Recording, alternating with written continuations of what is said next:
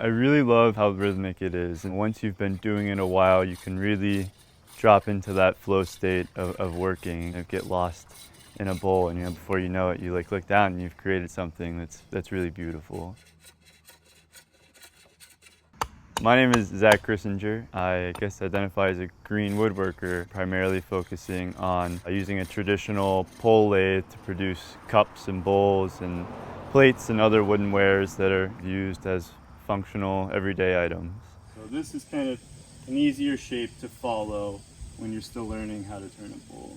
The nature of the work that I do is relatively isolating, so most days I'm working alone. The idea of teaching felt really great because I could share this thing that I was kind of doing in secret all the time. So the social aspect of it is really big for me, but I also really believe in woodworking, teaching people that they can work with their hands and they don't need a pile of tools or electricity to plug into, and you can really make beautiful functional items with the bare minimum. I think there's a fine line of instruction and also letting a person figure it out on their own. I know there's so many different styles of learning that come to the table, from a variety of students. I really enjoy showing everybody as a group what we're going to be working through, getting our heads wrapped around things, and then being a little hands-off and then kind of coming back in and giving guidance when needed. That seems to make things flow really nicely over the course of a day with people that are trying to learn.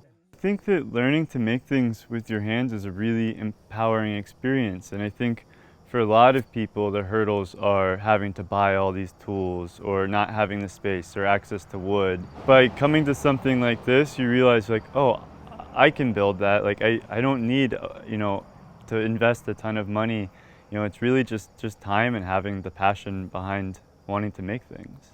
Yeah, I don't necessarily expect every student to want to go home and make their own pole lathe, but at least at the end of the day, they've made something using just their own human power and a sharp tool, and I think that in itself is such an empowering experience, and it's something that they're going to hopefully take home and have for a long time and even use, and they'll always remember that experience, kind of have that notch in their belt of yeah, I turned a bowl, I can do that.